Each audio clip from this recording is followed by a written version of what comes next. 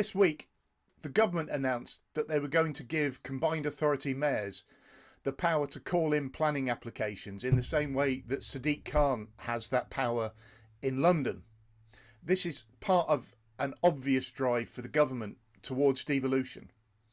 Hi, I'm the political geek that is Martin Curtis, and this week we're going to talk about 3 reasons why devolution in planning is not as easy as it seems.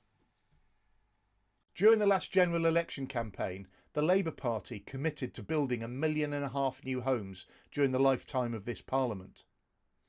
But there is a growing gap between that 1.5 million target and the amount of housing that is actually being delivered. And in reality, I don't think the government have got a chance of delivering 1.5 million new homes during this Parliament. So the opportunity for them has to be in either showing that they've accelerated housing delivery, or perhaps by showing that 1.5 million homes is somewhere in the pipeline. And to be fair, they are doing things to try and speed up housing delivery. So last week they announced where 70,000 new social and affordable homes were going to go, and they announced funding to go with it. But what happens when democracy takes over and housing delivery starts to slow down? One of the areas we know is a problem is that planning committees are susceptible to lobbying. Now, that's not a bad thing necessarily, because planning committees are democratic bodies and they are there to be lobbied. However, the government know that this is a problem as well. So they've announced a National Scheme of Delegation. So whereas in the past, councils used to decide for themselves basically what went in front of planning committee and what was decided by officers. But the government have said, yes, you can still do that, but as of the 31st of October, you have to meet these criteria, which are designed absolutely to make sure that officers decide more housing and more planning applications, and planning committees decide less. And this is the quandary we face. A government that needs to deliver more housing, setting strategy and setting rules at a national level, and then devolving actual delivery within those criteria to a local level.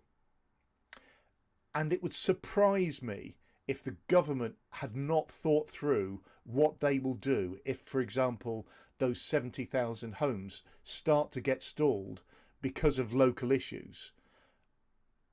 But they're not communicating with that. And once again, I suspect we've got some sort of national process that is there to step in if local doesn't deliver. And that is not devolution. One of the things that really complicates our planning system is a number of mechanisms there are to overturn what somebody deems is a bad decision. The courts is of course one of them, because planning is a legal process and therefore the courts can say that there's something legally questionable about the way a decision was made and effectively invalidate it. The next one is the Secretary of State, who can call an application in and in effect instruct the council as to what decision to make. And the third one is the Planning Inspectorate. And the Planning Inspectorate is where an applicant can send an application either because it's been refused by the council or because the council has not made the decision within the timescales that the government says it must make it. And the Planning Inspectorate is very important. Something like 1 in 10 of the houses that are being built in the UK at the moment are made because the Planning Inspectorate has overturned a local decision to refuse. There are also a huge number of disproportionate number of planning applications that are refused by committee that are overturned by the Planning Inspectorate. The problem with all this is it is complicated, and now we're talking about adding another step into the process, which is in effect a local call-in by a combined authority mayor. Now, I would question whether this is truly a devolved system. If a government really wants to devolve, they've got to trust at a local level, but they're not going to do that. What they could do is get rid of the Secretary of State call-in to simplify the system, because otherwise all they're doing is making what is already a complicated system all the more complicated. So there are two other changes that are worthy of note within our planning system recently. The first one is the publication of a new National Planning Policy Framework. That's the document that tells councils how it has to go about setting a local plan, deciding what housing numbers it has to deliver, and how it makes its decisions. The second one is to give some combined authority mayors strategic planning powers.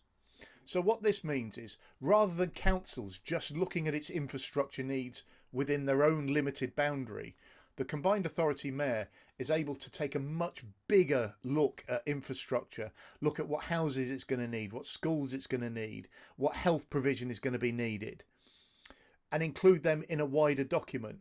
I think that's a good thing. But let's be clear, that is an additional task for combined authority mayors. I think they'll welcome it, but it is an additional task. It's not the government taking responsibility that it has, passing it down to local authorities and getting rid of that responsibility itself. And that is what devolution is. And we know that government would not have published a new NPPF, National Planning Policy Framework, if it was intending to go further with devolution. We also know that the government is not going to get rid of the Planning Inspectorate when that's 10% of its houses and it has a need to deliver 1.5 million homes between now and the general election. What might happen is that Andy Burnham has promised to set out a 10-year plan of government. It may be that further devolution and proper devolution of planning is included within that 10-year framework.